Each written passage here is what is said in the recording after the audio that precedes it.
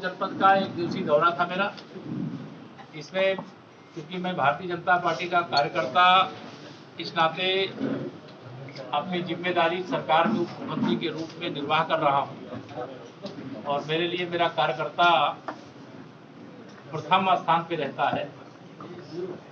उसके बाद मैंने सरकारी कार्यक्रम की दृष्टि से आज जिले की समीक्षा बैठक की है।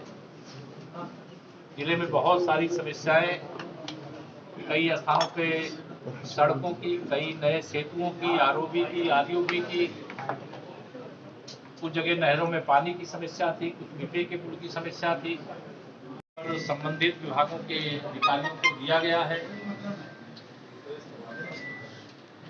साथ ही प्रधानमंत्री माननीय नरेंद्र मोदी जी के नेतृत्व में देश और माननीय मुख्यमंत्री योगी आदित्यनाथ जी के नेतृत्व में प्रदेश हमारी सरकार गरीब कल्याण के लिए समर्पित है, किसानों के उत्थान के लिए समर्पित है, महिला सशक्तिकरण के लिए समर्पित है।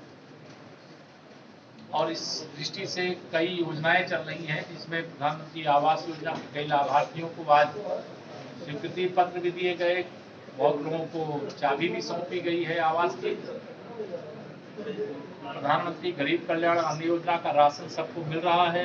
आयुष्मान भारत योजना के अंतर्गत आज समीक्षा से ये पता चला कि 63% लगभग लोगों के कार्ड बन गए हैं। इससे जो गरीब है वो 5 लाख रुपए तक का इलाज करा सकता है।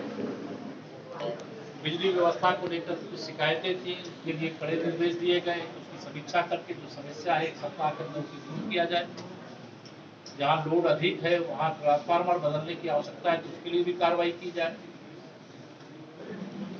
शारदा सहायक को नदी जो हमारी नहर है उसमें कुछ जगह पानी की समस्या है, उसके भी ये निर्देश दिया गया है और जो जिले स्तर से समस्याएं हल हो सकती है जिले से हल करें और जो जिले से नहीं हल हो सकती हैं उसे शासन को संदर्भित करें। पूर्व में यहाँ पर जो भी सरकार के हमारे प्रभारी मंत्रीगणों के द्वारा बैठक ली गई है, जो निर्देश दिए गए हैं उनके पालन की भी समीक्षा किया गया है और आज भी जो निर्देश दिए गए स्पष्टता से कड़ाई से कहा गया है कि उनका समुचित पालन करेंगे। जनता की समस्या, कार्यकर्ता की समस्या या कार्यकर्ता जनता की कोई समस्या लेकर के आता है उसको भी प्राथमिकता के आधार पर सुनेंगे, ये निर्देश दिया गया है। जो विशेष तौर से यहाँ जिले के अंदर लगभग 52 की संख्या में गो आश्रय स्थल बने हैं। जो गौवंश निराश्रित हैं, छुट्टा घूम रहे हैं, फसलों को चर रहे हैं, उनके लिए अभियान चला करके गोआश्रय स्थल पर ले जाने के लिए कहा गया है। और मैं जिले के सभी गोपालकों से अपील करता हूं कि अगर कोई गौवंश उनके पास ऐसा है जिसे वो पालने के लिए अब तैयार नहीं है तो उसे गोआश्रय स्थल तक पहुंचाएं और गोआश्रय स्थल उनको प्राप्त करेगा और ऐसे गौवंश की सेवा करेगा। जिले में एक बृहद अभियान चलेगा।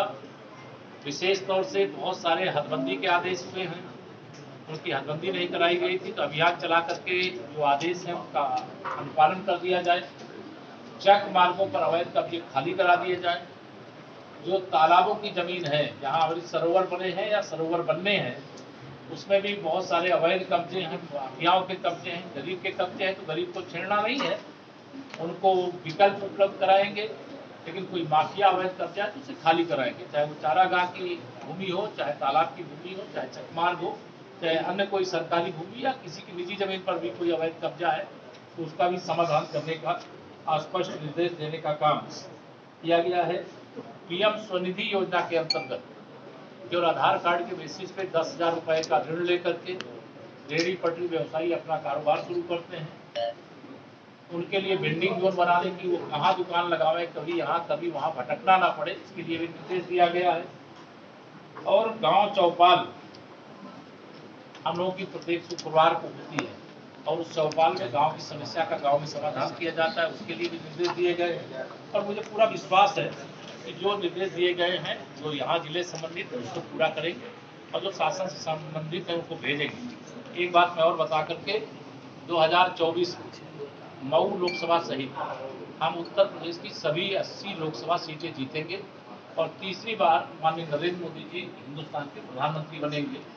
सपा बसपा कांग्रेस का यूपी से सूत्र साफ होगा और पूरब में तो अब हमारे साथ ओम प्रकाश राजभर जी की पार्टी भी हमारे गठबंधन का हिस्सा हो गई है। दारा सिंह चौहान जी भी भाजपा परिवार का हिस्सा बन गए हैं और पार्टी की ताकत हर रोज हर घंटे बढ़ रही है और ये पार्टी ने अच्छा काम किया है। हमारी सरकार, पार्टी की सरकार ने उसका ही फायदा। धन्यवाद। सर, ओम प्रकाश राजभर की पार्टी से अब्बास अंसारी की विधायक एनडीए में, तो क्या बीजेपी एक्सेप्ट करेगी?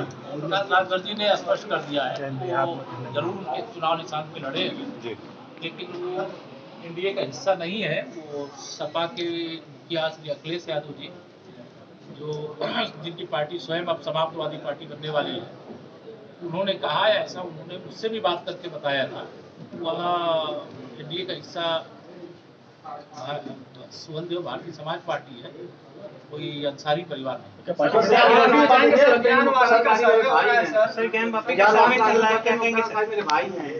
मुख्तार अंसारी के भाई हैं, मुख्तार अंसारी के भाई को आप लोगों ने पार्टी में आएंगे। ओम प्रकाश जी से बात कर लेना आप। अभी जो मेरी तरफ से पूछ रहे हैं मैंने बता दिया। सर, ज्ञान बाटी का सर्वे चल रहा है। ये देखिए, सर्वे हो रहा है वो जिला न्यायालय के आदेश से हो रहा है और जिला न्यायालय के आदेश के खिलाफ जो मुस्लिम पक्ष था वो सुप्रीम कोर्ट गया। सुप्रीम कोर्ट के आदेश से इलाहाबाद उच्च न्यायालय में आए थे और इलाहाबाद उच्च न्यायालय ने एएसआई के द्वारा सर्वे की अनुमति दे दिया, उस पर रोक नहीं लगाई है। उसका स्वागत है, सर्वे चल रहा है। बाकी ये सब मामले अदालत में, अदालत जो भी फैसला देगी, भाई साहब, स्वीकार सपा का कहना है कि भारतीय जनता पार्टी लाख गठबंधन कर ले कमजोर हो गई है, इसलिए केशव प्रसाद जी को दौड़ना पड़ रहा है, रैली करनी पड़ रही है, समीक्षा करनी पड़ रही है, ऐसा उनका आरोप है। इस पे आप क्या कहेंगे? उनके बारे में इतना ही कहेंगे, आराम ठीक से करते हैं और आराम करें। इसी में रहे वो, क्योंकि 25 साल तक, अभी 24 नहीं, अभी 24 नहीं, 27 भी, फिर 32 भी जी, फिर मतलब 29 भी। ये कमल 25 साल तक देश प्रदेश में खिला रहेगा जी। Cycle puncture puncture.